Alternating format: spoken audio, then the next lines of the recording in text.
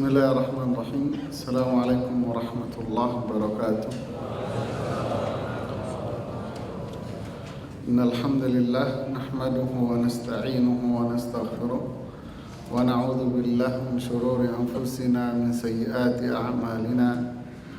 May yahdihillahu fala mudilla lahu wa may yudlil fala hadiya lahu. Asyhadu an la ilaha illallah wa asyhadu anna Muhammadan abduhu wa rasuluhu la nabiyya ba'dah. Amma ba'd, fa inna asdaqal hadithi kitabullah wa khairal huda Muhammadin sallallahu alaihi wasallam wa syarral umuri muhdatsatuha wa kullu muhdatsatin fid dini bid'ah wa kullu bid'atin dhalalah wa kullu dhalalatin finnar. Para jemaah rahimani wa rahimakumullah, kita masih melanjutkan kajian kita pada surat-surat akhir dari juz 30. Hari ini kita akan mempelajari surat Al-Alaq.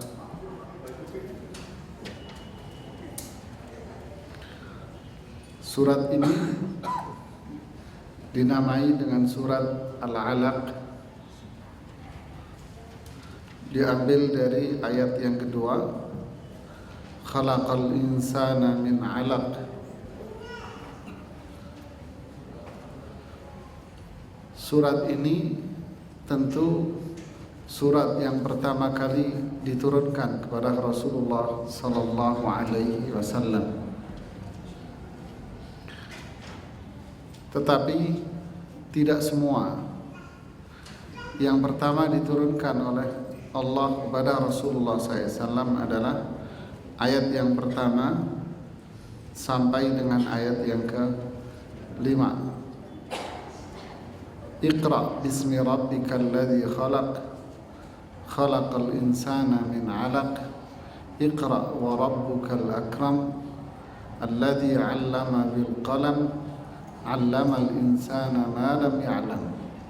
Sampai sini ayat-ayat yang pertama kali diturunkan oleh Allah kepada Rasulullah sallallahu alaihi wasallam.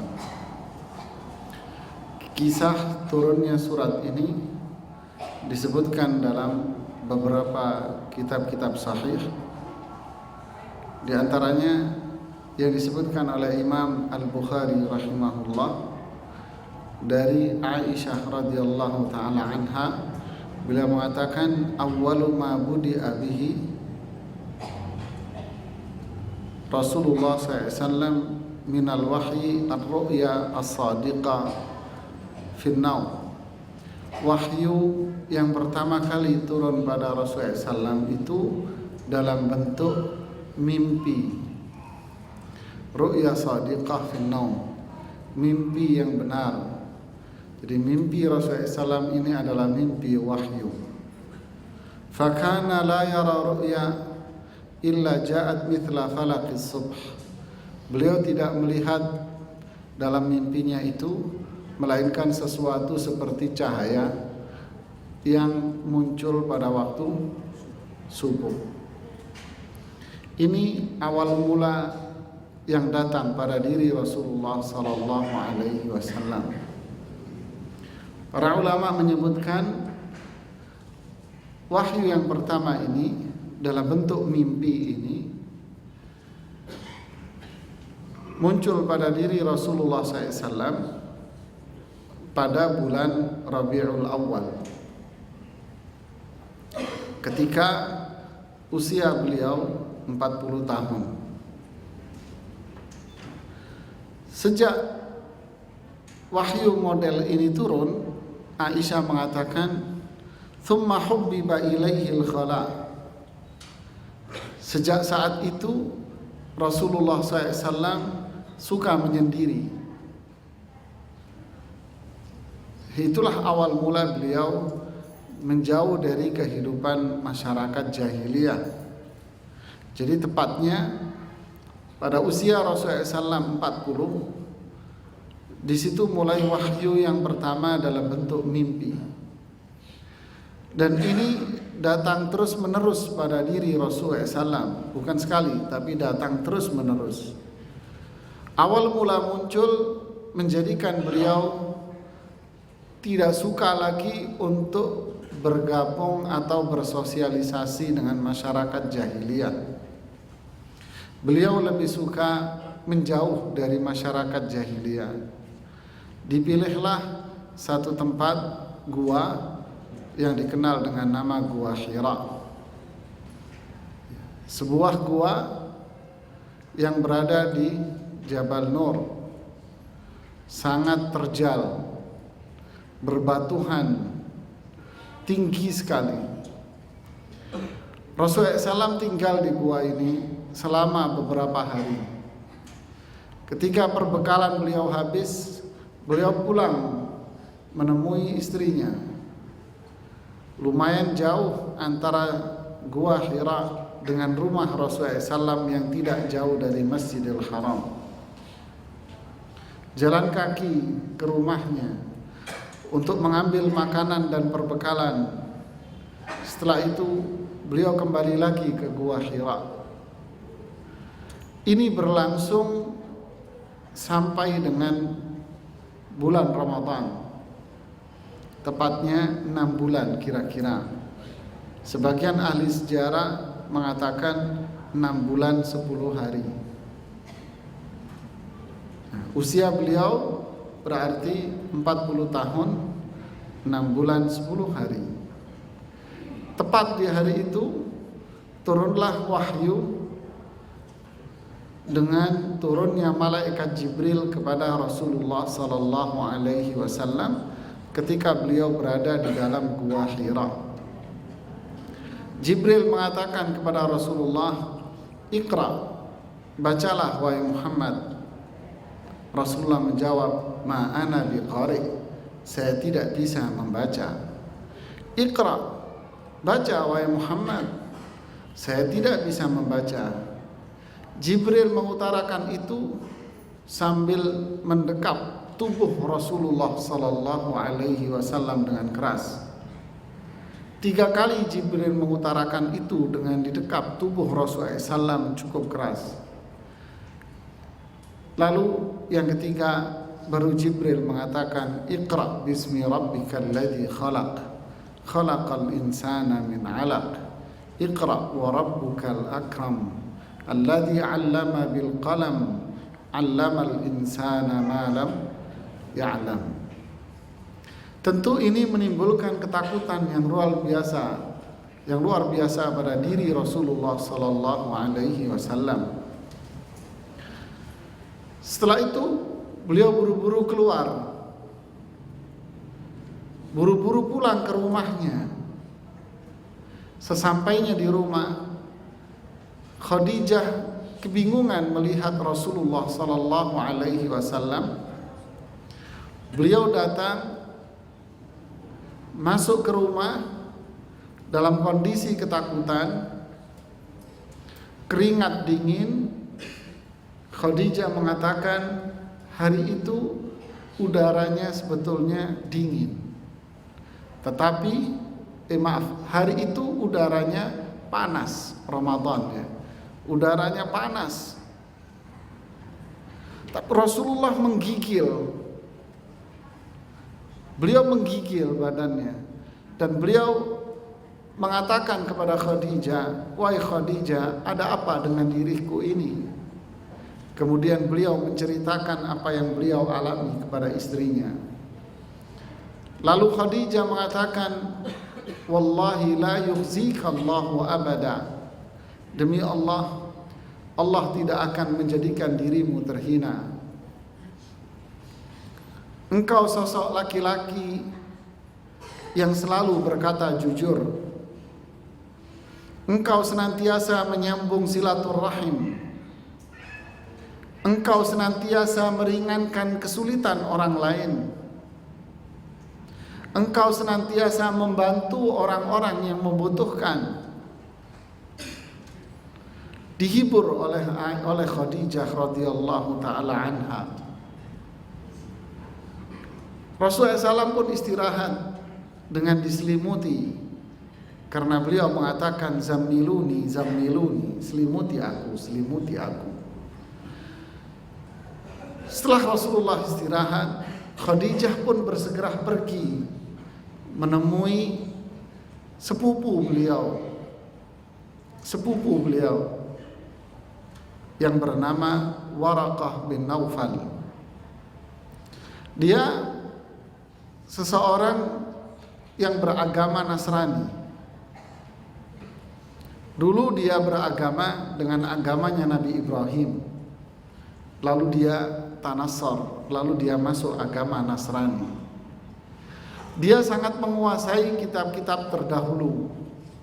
Bahkan Waraqah yang menerjemahkan Injil ke dalam bahasa Arab. Waktu itu Waraqah berusia sudah tua sekali dan matanya sudah buta. Khadijah datang menemui Waraqah sambil mengatakan, "Yabna ammi, wahai putra pamanku." Lalu Waraqah menjawab, "Wahai putri pamanku, ada apa dengan dirimu?" Diceritakanlah apa yang menimpa pada suaminya, Rasulullah sallallahu alaihi wasallam. Setelah mendengar kisah itu, Waraqah mengatakan, "Hadza huwa an-namusul ladzi jaa'a bihi Musa." Itu adalah namus. Namus jangan diartikan bahasa Arab. Namus dalam bahasa Arab artinya nyamuk. Tapi namus ini bahasa Ibrani, artinya malaikat. Ini adalah namus, malaikat yang datang kepada Nabi Musa alaihissalam. Kelak dia akan dinistakan oleh kaumnya, didustakan oleh kaumnya, diusir oleh kaumnya. Jika Allah mentakdirkan diriku usia panjang, saya akan bela dia. Khadijah kebingungan melihat jawaban itu. Khadijah menjawab, apa iya dia akan diusir oleh kaumnya sendiri? Kebingungan Khadijah ini beralasan karena selama ini Muhammad bin Abdullah, sosok lelaki yang sangat dipercaya sekali oleh penduduk Makkah, bahkan dijuluki dengan As-Sadiqul Amin, jujur, terpercaya, sangat dipercaya Rasulullah SAW. Apa yang diucapkan oleh Muhammad, penduduk Makkah akan mengatakan iya dan tidak akan menolaknya. Sehingga apa yang disampaikan oleh Waraqah itu membingungkan Khadijah. Apa iya dia akan diusir oleh kaumnya? Waraqah menjawab, semua orang yang didatanginya pasti akan diusir oleh kaumnya. Subhanallah. Semua orang yang didatangi malaikat ini, malaikat Jibril ini, dia akan diusir oleh kaumnya. Semua nabi. Inilah awal mula dari turunnya wahyu kepada Rasulullah sallallahu alaihi wasallam. Surat Al-Alaq dari ayat yang pertama sampai dengan ayat yang ke-5. Imam Ibnu Katsir mengomentari wahyu yang pertama ini dengan sebuah komentar yang luar biasa. Beliau mengatakan, awwalu syai'in nazala minal Qur'an hadhil ayatil karimat al-mubarakat. Ayat yang pertama kali turun dari Al-Qur'an adalah ayat-ayat yang mulia ini. Ayat-ayat yang mendatangkan keberkahan. Hunna awwalu rahmatin rahimallahu bihal ibad. Perhatikan kalimat Ibnu Katsir. Ayat-ayat ini adalah rahmat yang pertama yang Allah curahkan kepada hambanya. Wa awwalu ni'matin an'amallahu biha alaihim. Dan kenikmatan yang pertama yang Allah turunkan kepada hambanya. Jadi Al-Quran ini adalah rahmat buat umat manusia. Al-Quran ini adalah nikmat yang Allah berikan kepada manusia. Al-Quran rahmat yang paling utama. Al-Quran nikmat yang paling utama. Bukan harta, bukan materi, tapi Al-Quran. Yang bermakna umat Islam harus bahagia menjadi orang Islam yang memiliki Al-Quran. Sehingga sangat merugi seseorang yang meninggalkan Al-Quran wara'a dhuhurihim. Inna qaumi ittakhadhu hadzal qur'ana mahjura. Kaumku telah meninggalkan Al-Quran di belakang punggung mereka. Artinya mereka tidak lagi mendapatkan rahmat dari Allah. Artinya mereka tidak lagi mendapatkan nikmat dari Allah karena mereka telah membuang Al-Quran sejauh-jauhnya. Ini berbahaya. Lihat komentar Ibnu Katsir, luar biasa. Ayat-ayat ini adalah rahmat pertama yang Allah berikan kepada manusia. Nikmat yang pertama yang Allah berikan kepada manusia. Kemudian beliau mengatakan, fiha tanbihu ala ibtida'i khalqil insan. Di dalam ayat ini terdapat sebutan tentang awal penciptaan manusia, yaitu dari alaq. Apa alaq itu? Segumpal darah. Wa annahu karramahu ta'ala, bahwasannya Allah telah memuliakan manusia. Allah telah memuliakan manusia. Bagaimana caranya Allah memuliakan manusia? An 'allamal insana ma lam ya'lam. Allah memuliakan manusia dengan cara mengajarkan kepada manusia atas sesuatu yang dulu manusia itu tidak tahu. Karramahu bil ilm. Allah memuliakan manusia dengan ilmu. Huwal qadrul ladzi imtaza bihi Abul Bariyah Adam 'alal malaikah. Ini ilmu ini yang menjadikan Adam itu lebih mulia daripada malaikat. Lihat, kita dapat 3 poin utama, Pak. Al-Quran itu adalah rahmat.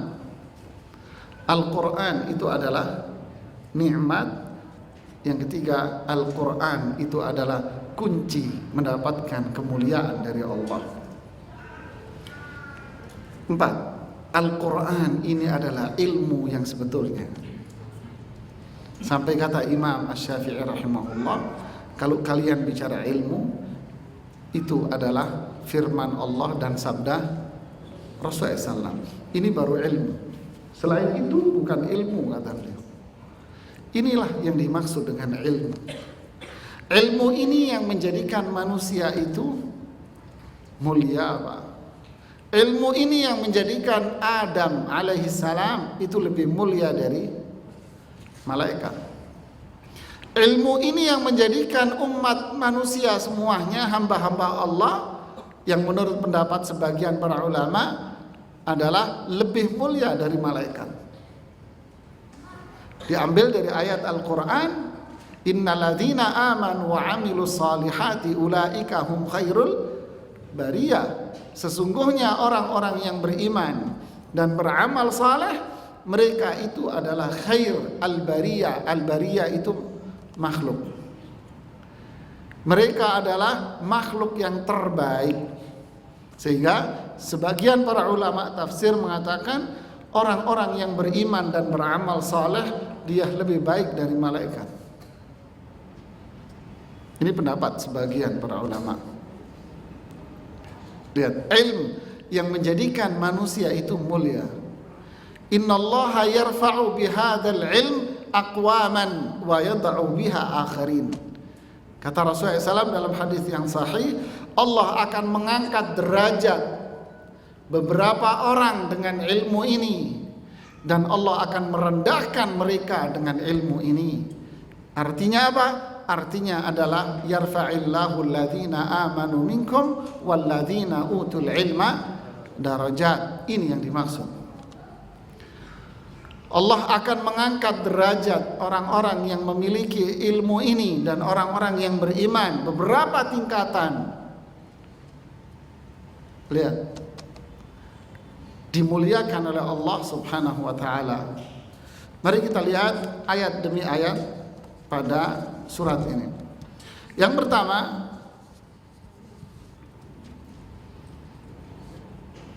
sebelumnya saya ingin singgung sedikit di sini. Iqra, bacalah.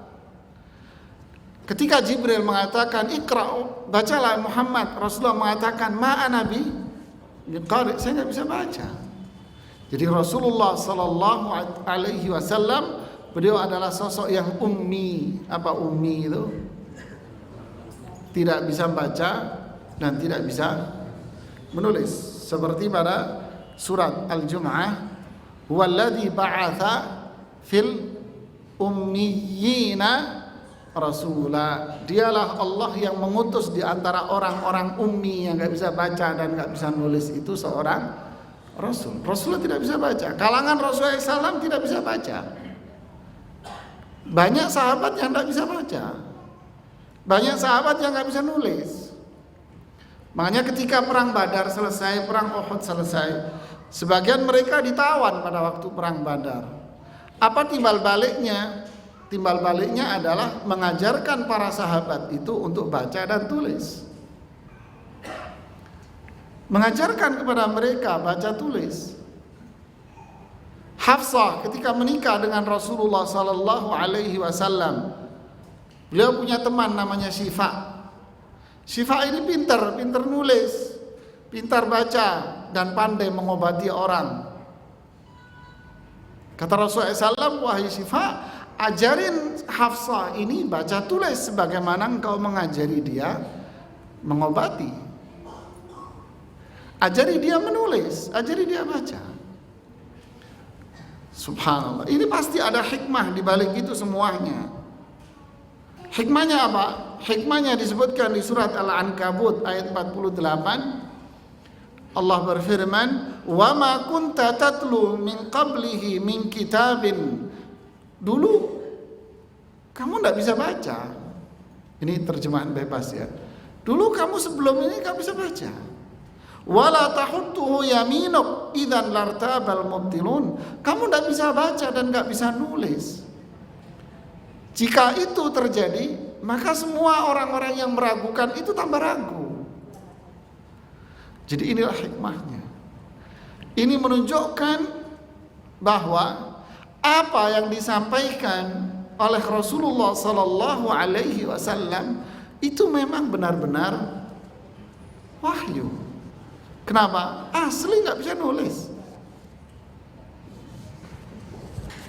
Kalau beliau bisa baca, bisa nulis, apa ucapan mereka?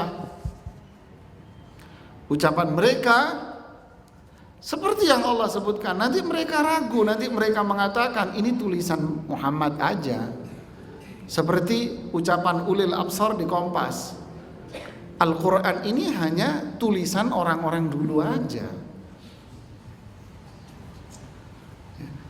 Ini tulisan orang-orang dulu. Ini karya tulis mereka. Subhanallah, bagaimana orang barat itu berhasil mencuci otak dia ya. Inilah hikmahnya. Kenapa Allah jadikan Rasulullah SAW itu ummi? Ini hikmahnya. Dan yang kedua, Allah jadikan Rasulullah SAW dan para sahabat itu sosok orang yang the best, Pak. Manusia terbaik. Kenapa? Coba perhatikan, mereka nulis enggak, baca enggak, Pak. Terus bagaimana mereka bisa menghafal hadis Nabi, ayat-ayat Quran dan hadis Nabi? Hah? Emang kita kalau ayat Quran, Pak ada ayat Pak dibacain 10 kali kakak apal-apal kamu. Apal pun udah nyampe di rumah bukra besok hilang tuh apalan. Iya kan?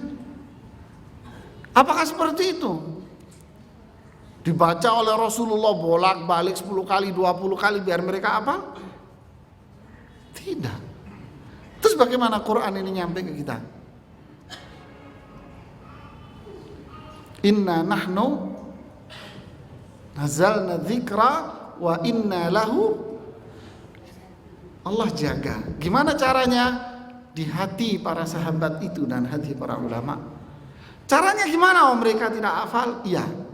Bayangkan Rasulullah berceramah, Rasulullah membaca Al-Quran, beliau berceramah menyampaikan hadis, tidak ada satu koma pun yang luput dari periwayatan para sahabat itu. Berarti apa? Allah muliakan mereka para sahabat. Allah jadikan mereka ini orang-orang pilihan. Kenapa Pak? Sekali mendengar apal Pak. Sekali dengar hafal Pak. Sebagian orang disuruh menulis ayat Al-Quran, tulis. Dibentuk tim penulis. Sebagian yang lain modal kuping Pak. Kita modal kuping. Halah, modal kuping keluar lupa juga ini ceramain apa. Bawa pulpen kagak, males. Mau ngikut para ulama dulu. Para sahabat sekali dengar hafal. Para ulama tabi'in sekali dengar hafal.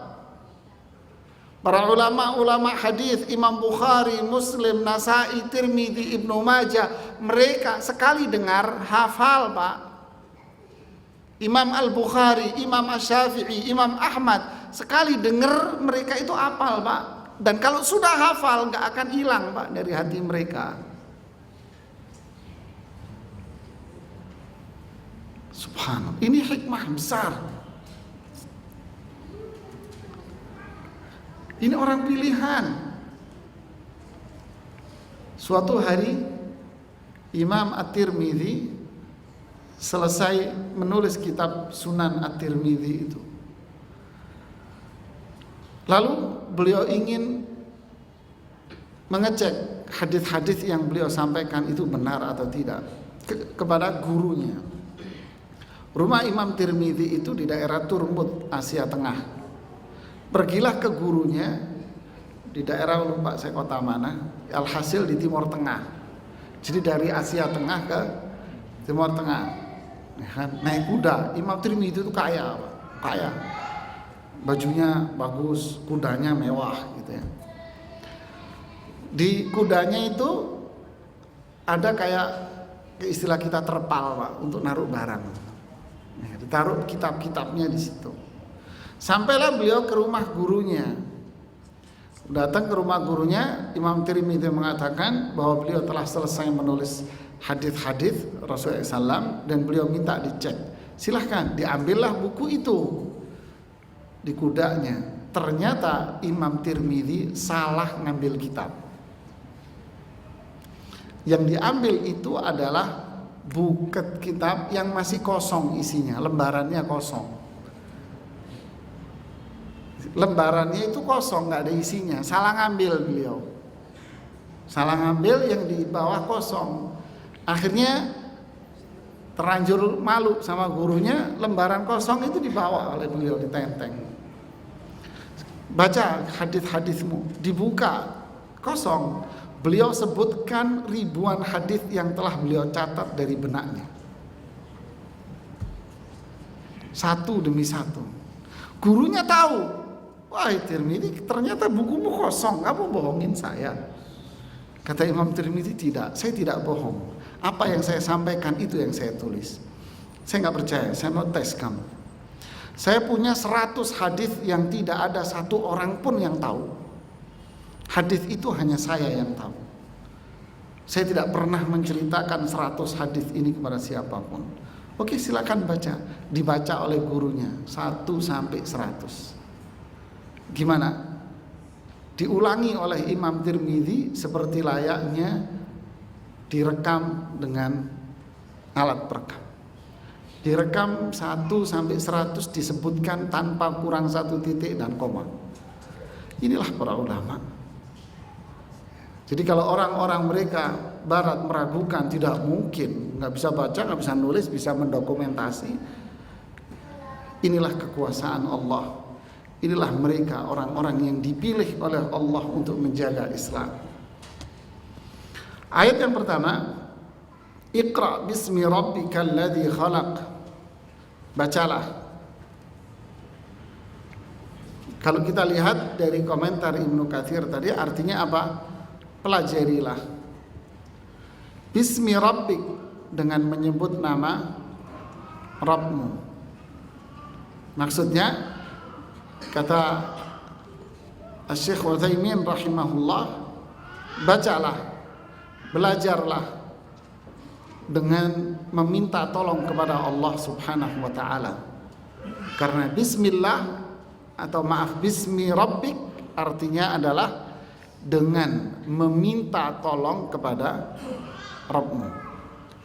Bismi rabbik. Kenapa kok menggunakan Rabb, tidak menyebutkan bismillah? Karena ini wahyu yang pertama. Sehingga yang disebutkan adalah hal-hal yang berkaitan dengan penciptaan. Iqra, bacalah dengan meminta tolong hanya kepada Rabbmu yang telah mencipta, yang telah menciptakan segala sesuatu. Alladzi khalaq. Baca, pelajari. Apa itu? Alladzi khalaq, Rabb yang telah menciptakan segalanya. Khalaqal insan, yang telah menciptakan manusia, menciptakan segalanya, termasuk di dalamnya manusia. Tapi setelah itu Allah mengkhususkan manusia. Khalaqal insan. Lalu setelah itu Allah mengkhususkan manusia. Allah yang telah menciptakan manusia min alaq. Setelah menyebutkan secara umum bahwa semua yang ada di alam ini adalah ciptaan Allah, semuanya tanpa terkecuali. Dan Allah lah yang menciptakan manusia min alaq, dari segumpal darah. Menunjukkan, kata para ulama tafsir, menunjukkan bahwa Allah memuliakan manusia melebihi ciptaan yang lain dengan cara menyebutkan penciptaan manusia secara khusus. Seperti pada ayat surat Al-Isra ayat 70, "Walaqad karramna bani Adam wa hamalnahum fil barri wal bahr wa razaqnahum minat thayyibat wa faddalnahum ala katsirin mimman khalaqna tafdila." Sungguh kami telah muliakan anak keturunan Adam, dan kami tempatkan mereka di lautan dan di daratan, dan kami berikan rezeki kepada mereka dari hal-hal yang baik, dan kami muliakan mereka dari semua apa yang aku ciptakan dengan sebuah kemuliaan.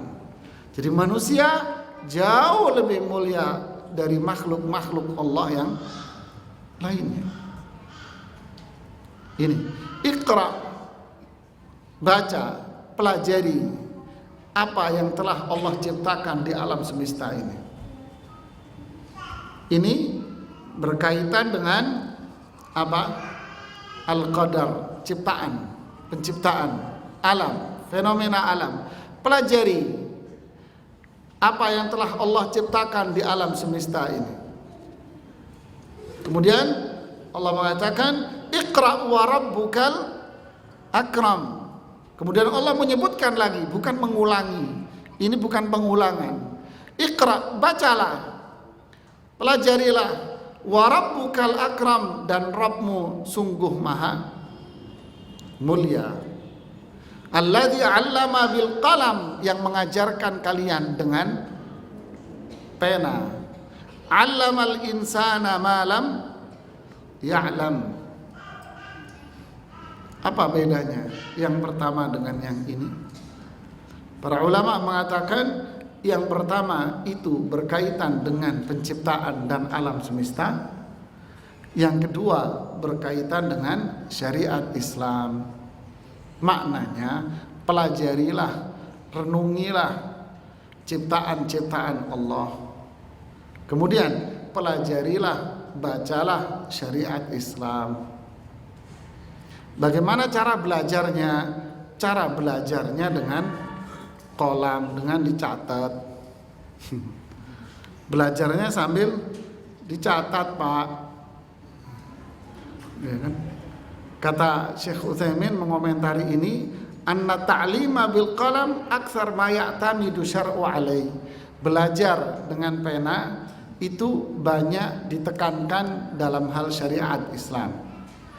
Anna syar'a yuktab wa yuhfaz. Syariat Islam itu dicatat dan dihafal, Pak. Kita dicatat enggak, dihafal enggak. Terus modal apa? Kuping, Pak. Berlagak seperti Imam Bukhari.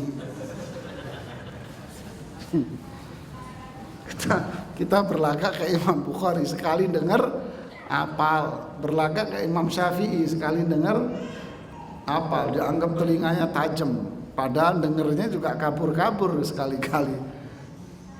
Subhanallah. Kan? Lihat komentar para ulama terhadap ayat ini, anna syar'a yuktab wa yuhfaz. Syariat Islam itu dicatat, wa yuhfaz, dan dihafalkan. Wal Qur'anu yuktab wa yuhfaz. Al-Quran itu dicatat dan dihafalkan. Begitu juga hadis Nabi dicatat dan dihafalkan. Ucapan para ulama dicatat dan dihafalkan. Inilah kemuliaan yang Allah berikan kepada manusia. Kembali ke ucapan Ibnu Katsir tadi, berarti Allah memuliakan manusia kapan, Pak? Allamal insana malam ya'lam. Allah mengajarkan kepada manusia ilmu. Apa ilmu ini? Ilmu Quran. Ketika manusia mengambil ilmu ini dan benar-benar dia mempelajarinya, maka dia akan menjadi manusia yang mulia. Ketika manusia meninggalkan Al-Quran sejauh-jauhnya, maka lahirlah dia manusia yang hina.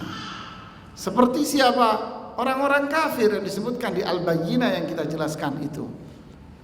Innalladzina kafaru min ahlil kitabi wal musyrikin fi nari jahannam khalidina fiha ulaika hum syarrul bariyah. Mereka itu adalah manusia, mereka itu adalah makhluk yang paling buruk. Itu kan orang kafir. Oke, orang yang mengaku dirinya muslim. Dulu di zaman Rasulullah SAW, manusia itu hanya ada dua kelompok, Pak, di awal-awal Islam. Kalau enggak dia beriman atau kafir. Sampai Rasulullah hijrah ke Makkah, sampai terjadinya perang Badar, dan Rasulullah dengan para sahabat menang dalam pertempuran itu, maka menjadikan orang-orang munafik yang ada di kota Makkah melihat kekuatan Islam begitu besar, akhirnya muncullah kelompok yang disebut dengan kelompok bunglon. Siapa? Munafik. Muncul jenis ketiga, yaitu kelompok munafik. Kelompok munafik meninggalkan Quran. Yaquluna bi afwahihim ma laysa fi. Dia mengucapkan dengan mulutnya tapi hatinya tidak seperti itu. Wallahu ya'lamu innal munafiqina lakadzibun. Allah Maha tahu orang munafik itu pembohong. Dan ciri-ciri orang yang seperti ini, wa idza ra'aitahum tu'jibuka ajsamuhum. Orang yang kini kadang penampilannya keren-keren, Pak.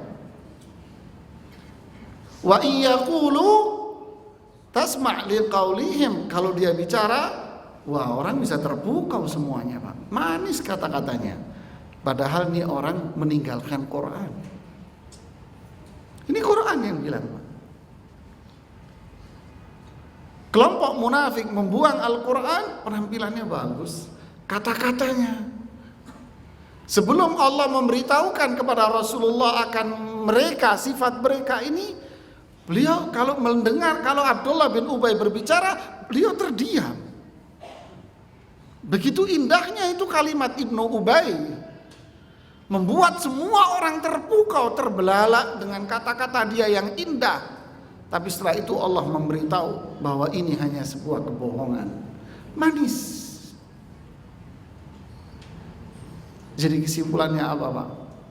Kesimpulannya adalah anjuran untuk mempelajari Al-Quran, mempelajari Islam. Kemuliaan ada pada mereka yang belajar Al-Quran. Jangan terpukau dengan orang-orang yang berkata manis, berpenampilan indah. Kenapa? Qarun itu penampilannya indah, Pak, kaya, punya duit, indah. Jangan terpukau dengan hal-hal seperti itu, karena kemuliaan itu ada pada mereka yang dikaruniai oleh Allah rahmat, nikmat, yaitu nikmat Quran dan rahmat berupa Al-Quran di hati mereka. Allamal insana ma lam ya'lam. Lihat tugas Rasulullah apa?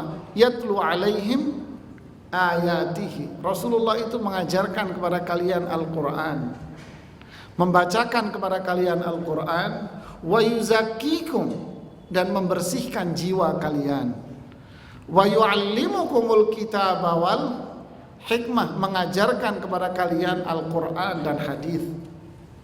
Wa in kuntum min qablihi laminat dhalin. Dulu kamu itu orang sesat. Sebelum Quran ada, sebelum Rasulullah diutus, kamu sesat. Tapi Islamlah yang menyelamatkan manusia dari kesesatan. Islamlah yang menjadikan manusia itu mulia. Allahu waliyul ladzina amanu. Allah lah yang menjadi penolong bagi siapa? Orang-orang yang beriman. Yukhrijuhum, menyelamatkan mereka dari mana? Minadh-dhulumati ila an-nur. Inilah Al-Quran, sunnah Rasulullah SAW yang menjadikan manusia itu mulia. Dengan Quran dan dengan sunnah manusia mulia, Pak.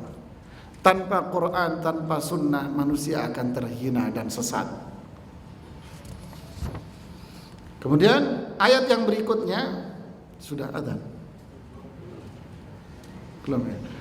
Ayat yang berikutnya, kalla innal insana la yatgha. Sungguh, lihat ini kebalikannya. Tadi bicara manusia yang dimuliakan oleh Allah. Siapa?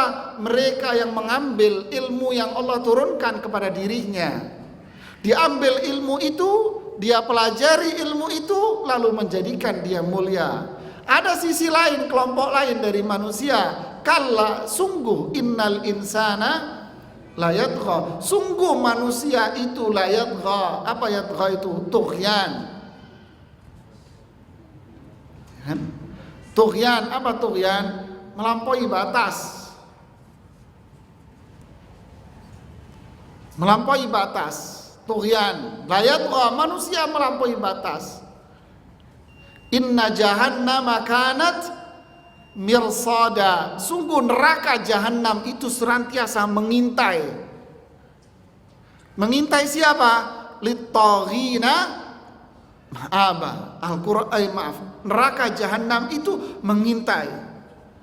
Kalau bahasa kita dipelototi terus sama neraka. Siapa itu? Orang-orang yang hidupnya melampaui batas.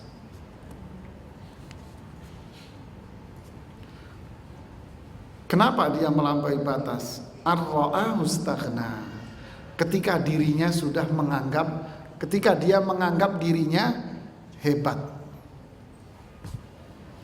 Ketika dia menganggap dirinya sudah cukup, sudah hebat, sudah nggak butuh, sudah mampu, dunia di tangan saya, apapun bisa saya perbuat, saya nggak butuh sama Anda, saya sukses karena jerih payah saya seperti ini karena kepintaran saya sukses dalam usaha saya karena saya gigih, karena saya dan karena saya, inilah orang yang melampaui batas, Pak.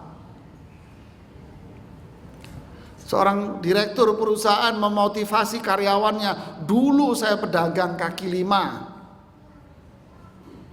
tetapi karena saya gigih bekerja, maka saya mendapatkan ini semua. Apa yang saya peroleh? Karena kegigihan saya. Wah, ini ponakannya Fir'aun ini, Pak. Ini cucunya Fir'aun rupanya ini, Pak. Hai, karena saya dan karena saya dan karena saya. Istaghna, merasa dirinya sudah cukup, nggak butuh sama Allah. Kalau udah sehat, merasa dirinya sudah lupa daratan. Udah kaya, merasa dirinya sudah the best dengan duit yang dia miliki. Cucunya Korun ini, Pak. Inilah orang kalau sudah memiliki watak seperti ini, Pak, tughyan, pasti dia akan melampaui batas. Apa yang dimaksud melampaui batas? Dia akan keluar dari jalur Allah. Karena Allah mengatakan bahwa hukum ini adalah batas. Tilka hududullah. Hukum yang Allah turunkan, Al-Quran, ini adalah ibarat sebuah batas.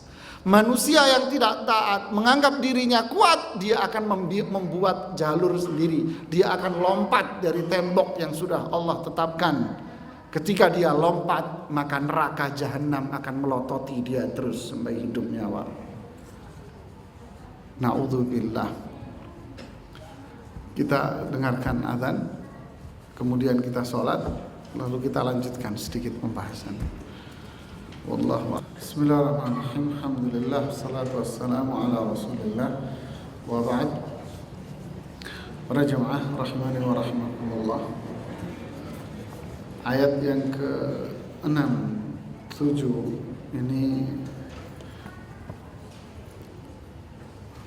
bentuk dari manusia yang jauh dari apa yang telah Allah turunkan kepada mereka. Kalla innal insana la yatgha. Sungguh manusia itu, ini jenis ya, manusia ini jenis. Bahwa jenis manusia ini la yatgha, sungguh mereka akan melampaui batas. Kapan? Ar-ra'au istaghna, ketika dia menganggap dirinya sudah merasa cukup. Ibnu Katsir mengomentari sebab mereka merasa cukup itu dari materi.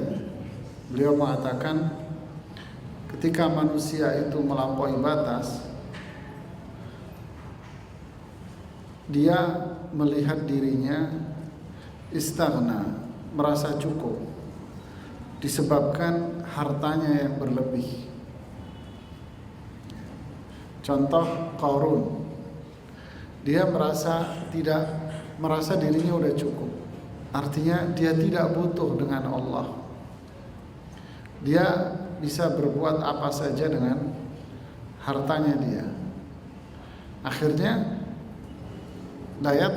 dia melampaui batas dalam perbuatan, ucapan, dan keyakinan. Ketika seseorang memiliki atau mencapai tingkatan tertentu dalam jabatan sosial umpamanya, dan dia merasa cukup dengan jabatan itu, maka lahirlah seseorang yang melampaui batas, seperti Namrud, Fir'aun. Dia melampaui batas. Di zaman Rasulullah, seperti Abu Jahal, dia menganggap dia merasa dua-duanya, harta dia orang paling kaya, jabatan dia suku yang paling mulia, orang yang paling mulia di kota Makkah, sehingga ia melampaui batas dia. Itulah yang terjadi. Yang ketiga, fisik. Dia merasa dirinya yang paling kuat, dirinya yang paling hebat. Seperti Utbah bin Rabi'ah, kemudian Walid bin Utbah. Mereka Kemudian Syaibah bin Rabi'ah merasa dirinya hebat.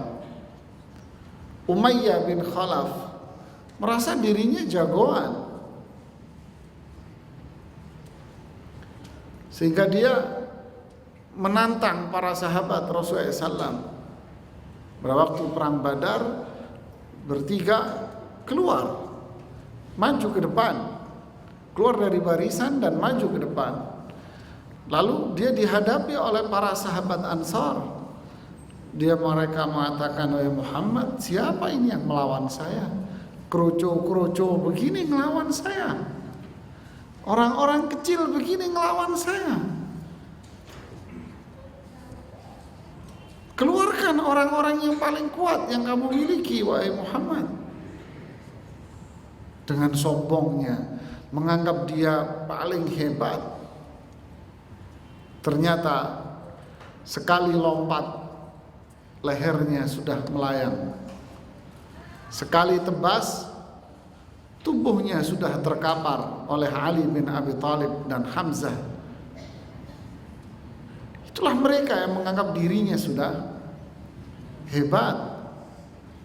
Komandan Persia Hurmuz, seseorang yang menganggap dirinya paling hebat, paling kuat dirinya, melampaui batas. Kekejamannya, kezalimannya luar biasa, kejam, sangat kejam.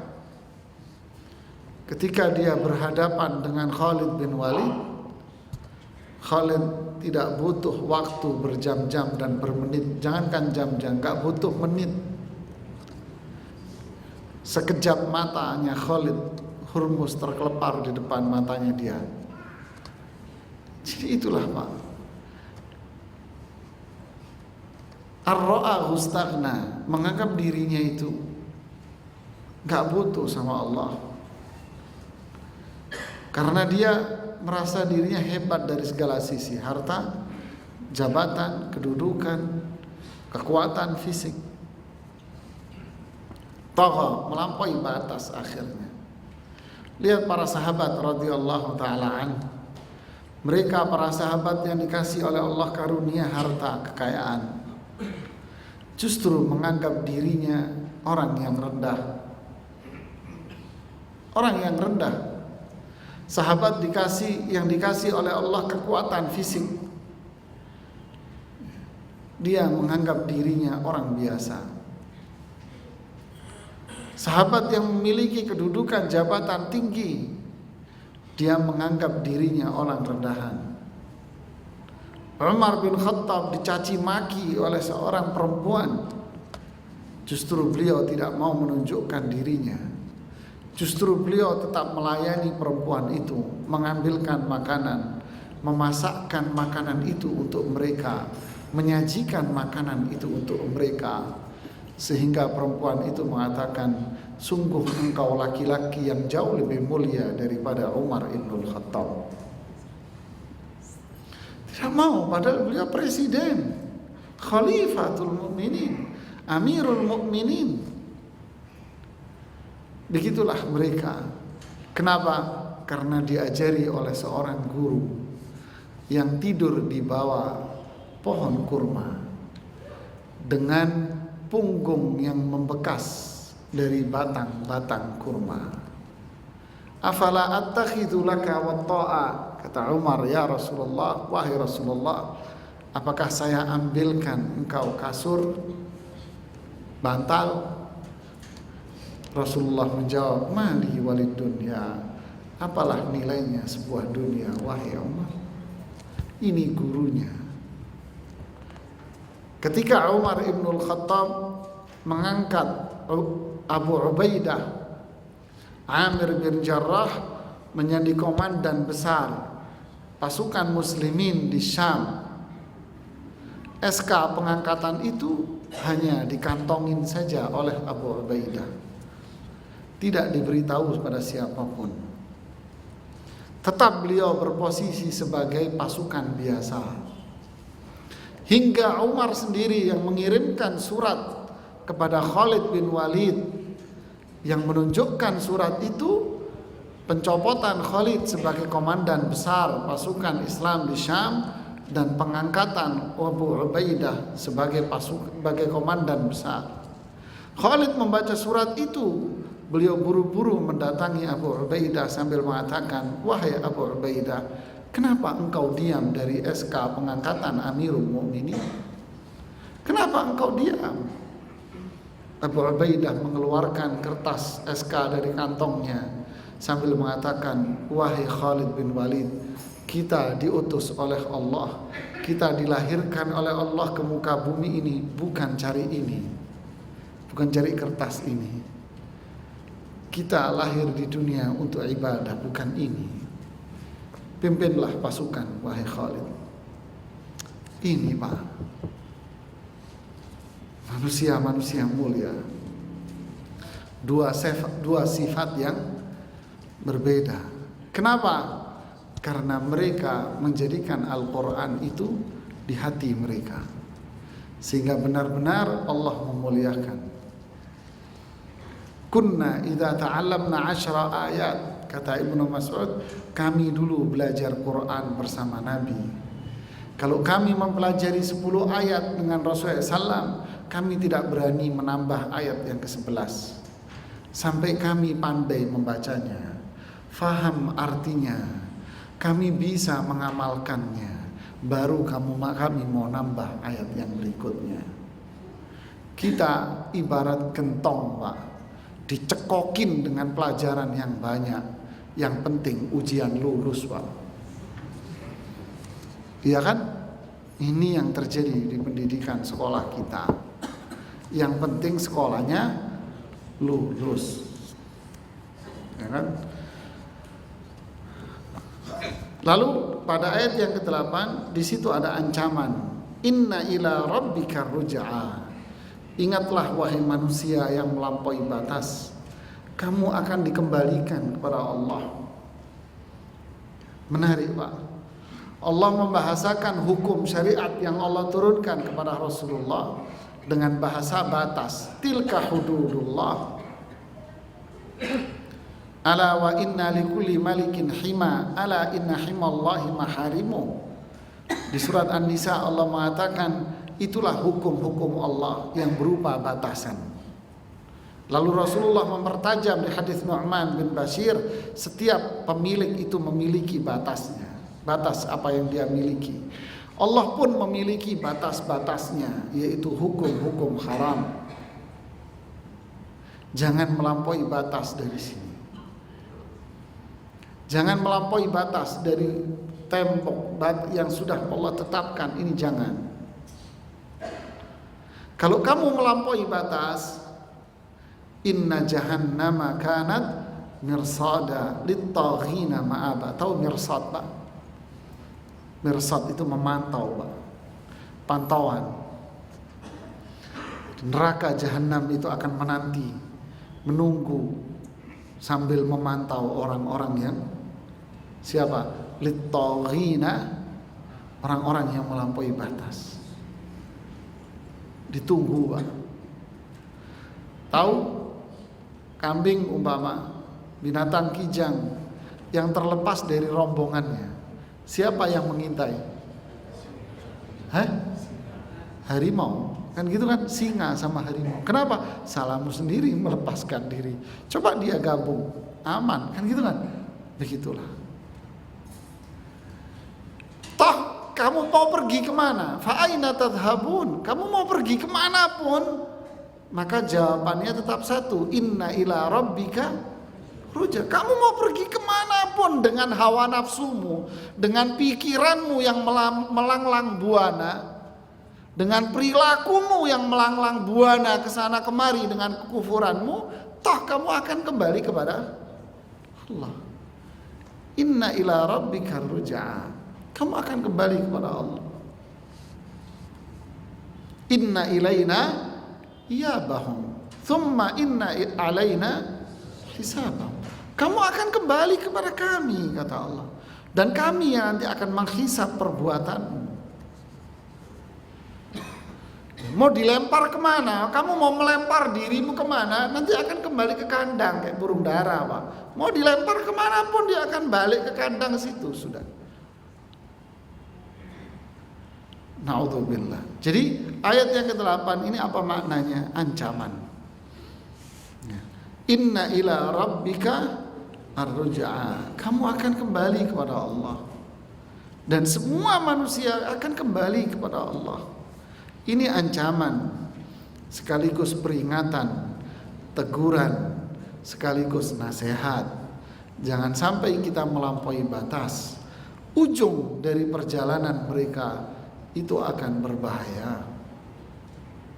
Kesengsaraan di dunia dan kesengsaraan di akhirat. Wallahu a'lam bishawab. Nanti kita lanjutkan pada ayat yang berikutnya pada pertemuan selanjutnya. Wallahu a'lam bishawab. Barangkali ada yang ingin ditanyakan, silakan.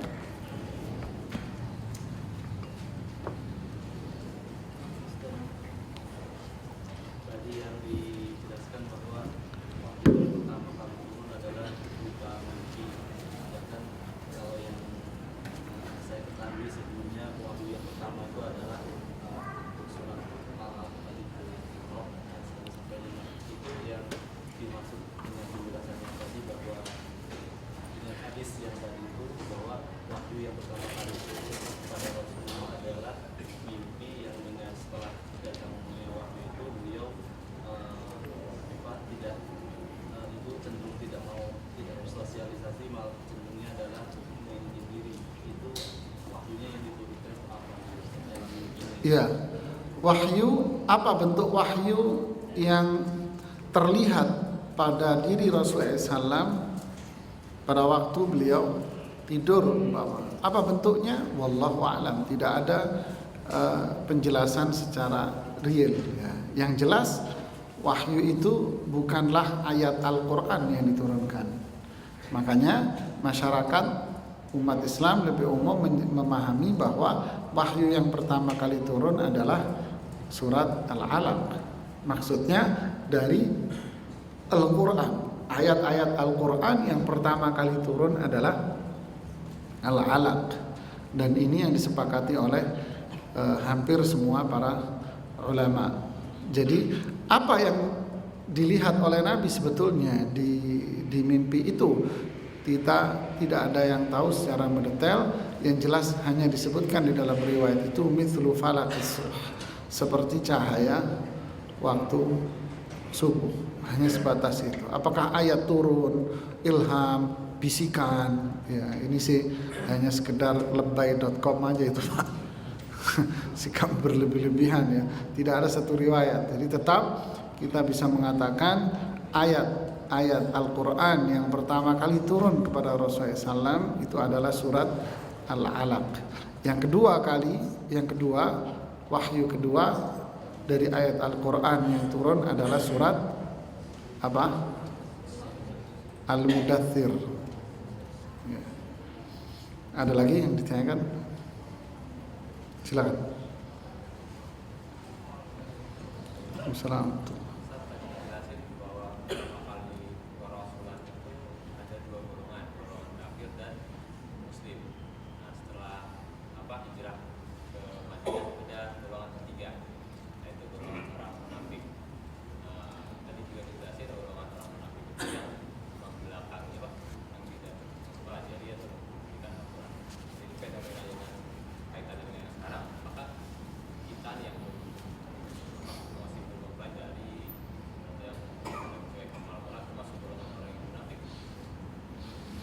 Iya, barakallahu fiik. Siapa golongan orang-orang munafik itu? Mereka orang-orang munafik ini banyak disebutkan oleh Allah di dalam Al-Quran. Ciri-cirinya. Kalau para ulama kita membagi kemunafikan itu ada dua. Ada kemunafikan yang berkaitan dengan keyakinan dan ada kemunafikan yang berkaitan dengan perbuatan. Karena kemunafikan yang berkaitan dengan keyakinan itu adalah muncullah kelompok-kelompok yang keluar dari jalur akidah Islam Ahlus Sunnah wal Jamaah. kemunafikan yang berkaitan dengan perbuatan seperti yang disebutkan di beberapa ayat, seperti umpama idza qamu ila sholati qamu kusala, kalau salat malas. Kemudian athqalus sholati 'alal munafiqin salatul isya'i wa salatul fajri, salat yang paling berat bagi orang munafik salat isya dan salat subuh. Bagi siapa? Bagi orang munafik di zaman Nabi. Orang munafik zaman sekarang semuanya malas, Pak. Ya kan, munafik zaman Nabi isya sama subuh malas. Munafik sekarang semuanya malas. Ya kan? Pertanyaannya, siapa yang lebih munafik? Zaman sekarang, zaman Nabi? Jawab sendiri. Orang yang seperti ini akan melahirkan apa? Idza hadatsa kadzab, banyak bohongnya. Kalau janji banyak diingkari. Kalau berseteru pasti dia curang. Kalau dikasih amanat nanti diingkari, dikhianati. Ini ciri-ciri yang berkaitan dengan amalia perbuatan mereka. Jadi disimpulkan mereka munafik ini siapa? Orang yang tidak mau beramal dengan Quran dan hadis Nabi. Orang-orang yang menyimpan kebencian sebetulnya dengan Islam. Makanya disebut dengan nifaq. Kebencian dalam hatinya cuman sama dia dikemas dengan kebaikan, seakan-akan dia orang baik. Padahal di dalam hatinya dia tidak menyukai Islam. Inilah orang munafik. Kemudian apakah kita boleh mengatakan bahwa orang sekarang apa posisinya di mana? Kita tidak boleh mengotak-ngotakkan atau mempeta-petakan manusia yang seperti ini. Kita berkewajiban wa ma'alar rasuli illal balagh. Kita hanya menyampaikan hukum. Ya, kita tidak boleh memeta-petakan. Oh, kelompok ini kelompok munafik, oh ini kelompok orang beriman. Kita siapa, Mas? Ya, kita tidak boleh melakukan itu. Tugas kita hanya menyampaikan hukum, amar ma'ruf nahi munkar, menasehati, menegur seseorang. Selebihnya kita tidak berhak untuk membuat sebuah peta atau memvonis seseorang, maka ini bukan kewajiban kita. Ya. Ada yang tanyakan lagi? Silakan, Pak. Assalamualaikum.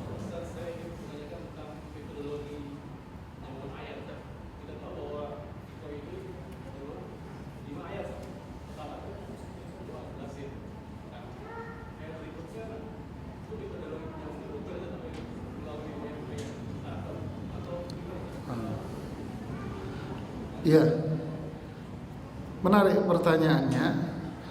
Al-Quran ini turun sepenggal demi sepenggal, ya kan? Satu ayat demi satu ayat, atau rentetan ayat dengan rentetan ayat. Terkadang nggak sampai satu ayat, separuh dari ayat. Lantas apa metode yang digunakan untuk menyambung satu ayat dengan ayat yang lain? Kemudian penempatan ayat ini di dalam kelompok surat ini, ya, yang menggabung-gabungkan ini siapa? Lalu menggunakan metode apa? Lalu siapa yang memberikan nama ini? Semuanya itu jawabannya adalah malaikat Jibril, Mas. Pakai metode apa malaikat Jibril? Nggak tahu. Kita nggak bisa nanya sama malaikat Jibril. Rasulullah SAW ketika bulan Ramadan, apa yang sering kita dengar? Bertadarus Al-Quran. Dengan siapa itu tadarusnya? Dengan Jibril. Disitulah Jibril memberikan urutan kepada Rasulullah Sallallahu Alaihi Wasallam, urutan-urutan ayat Al-Quran. Lalu Rasulullah menyampaikan urutan-urutan ayat itu kepada para sahabat, dan merekalah para penghafal Al-Quran. Kan? Mereka ini sahabat-sahabat penghafal Al-Quran. Disampaikan kepada mereka, mereka yang hafal, dan begitu seterusnya, dan begitu seterusnya. Sehingga Al-Quran ini dijaga oleh Allah. Gimana caranya? Di hati orang-orang beriman. Sanuqri'uka fala tansa. Kami yang akan bacakan Quran. Perhatikan, Allah melalui malaikat Jibril. Jibril membacakan Al-Quran urut-urutannya kepada Rasulullah Sallallahu Alaihi Wasallam. Fala tansa, kamu tidak akan lupa sama sekali. Subhanallah, sekali dengar gak akan lupa. Ini yang menjadikan Quran ini terjaga sampai sekarang. Jadi tidak sembarang orang yang melakukan penempatan ayat, membuat urutan ayat. Ini semua datangnya dari Allah. La tuharrik bihi lisanaka lita'jala bih. Inna alaina jam'ahu wa qur'anah. Ketika Quran dibaca, kamu jangan menggerakkan lidahmu wahai Muhammad. Jangan diikuti Jibril baca. Dengerin dulu malaikat Jibril baca. Ketika malaikat Jibril membaca, inna alaina jam'ahu, kami yang meletakkan ayat-ayat Quran itu di hatimu. Wa qur'anah, dan kami yang membacakan. Fa idza qara'nahu fattabi' qur'anah, kalau sudah kami membacanya, maka kamu ikuti bacaan Al-Qur'an itu. Barulah kamu baca. Ini metodenya. Jibril baca, Rasulullah dengerin. Ketika Rasulullah dengar, pendengaran Rasulullah ditempatkan oleh Allah di hati beliau. Setelah itu Rasulullah dengan mudah menirukan bacaan Jibril. Itu sudah. Ini aja metodenya sudah. Ada lagi? Silakan.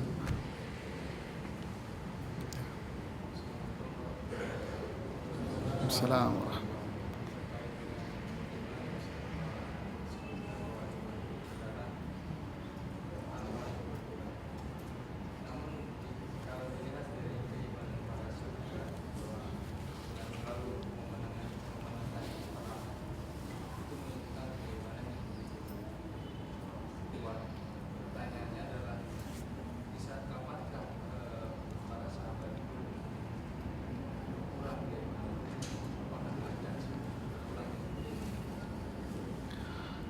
Ya, apakah pernah iman sahabat itu berkurang? Hah? Apakah iman sahabat berkurang? Tidak, Pak. Iman sahabat enggak berkurang, Pak. Iman sahabat tidak berkurang, Pak. Justru iman sahabat selalu bertambah. Dalam kondisi yang paling genting pun, kondisi yang paling sulit pun, itu tidak menjadikan mereka down. Tidak akan. Ini janji Allah. Ketika mereka para sahabat itu pulang dari perang Uhud dalam posisi luka parah, terpojok benar mereka karena ulah dari 50 para penembak itu yang melanggar perintah Rasulullah, sehingga mereka diserang oleh Khalid bin Walid dan Ikrimah bin Abu Jahal dengan pasukan berkudanya. Waktu itu belum masuk Islam, sehingga benar-benar terpojok mereka. Dan banyak para sahabat yang terbunuh hingga mencapai 70 sahabat. Luka-luka parah mereka. Ketika pulang ke kota Madinah, ada kafilah dagang yang menemui mereka. Apa mereka mengatakan? Wahai kaum, innan nasa qad jama'u lakum fakhshawhum. Itu Abu Sufyan telah mengumpulkan kembali pasukannya dalam jumlah yang jauh lebih banyak dari yang tadi. Enggak takut kamu? Dalam kondisi yang parah, sakit, dikasih tahu info seperti itu, bahwa Abu Sufyan telah berkumpul di daerah namanya Humra'ul Asad, dan dia meminta bala bantuan dari penduduk Makkah dengan fresh, pasukan yang fresh kembali, jumlah lebih banyak, ingin menyerang Madinah. Takutlah kalian dengan adanya itu. Apa sahabat mengatakan, ya Rasulullah, kami serang balik mereka. Fazadahum imanan wa ala rabbihim yatawakkalun. Justru ibarat handphone yang baterainya habis, dikasih info seperti itu baterai lompat langsung full, Pak. Mereka capek, luka-luka parah, mendengar info itu sembuh, Pak, lukanya itu.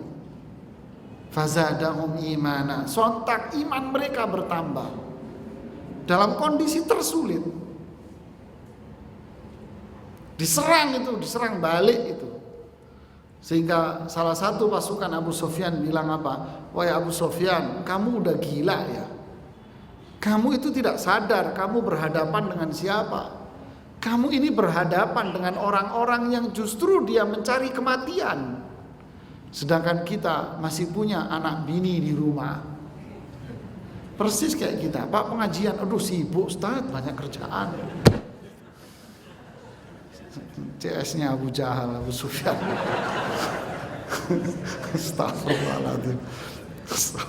Ini kita ini kita iman kita turun ya, terjun payung. Sahabat nggak bakal, Pak. Kondisi paling susah pun iman mereka justru terlihat di situ hebatnya. Perang Mu'tah. Ketika mereka sampai di daerah yang namanya Ma'an di Yordan, mereka mendapatkan info ternyata pasukan Romawi itu jumlahnya 200.000. Sedangkan mereka 3.000. Kalau kita denger itu gimana, Pak? Ngacir sama sekalian pipisnya di situ, Pak. Udah nggak karuan sudah. Apa kata Abdullah ibnu Rawahah?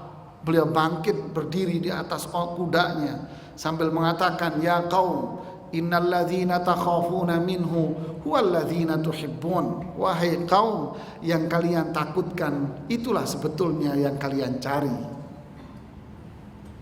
Di hadapan kita hanya ada meninggal sebagai syahid surga.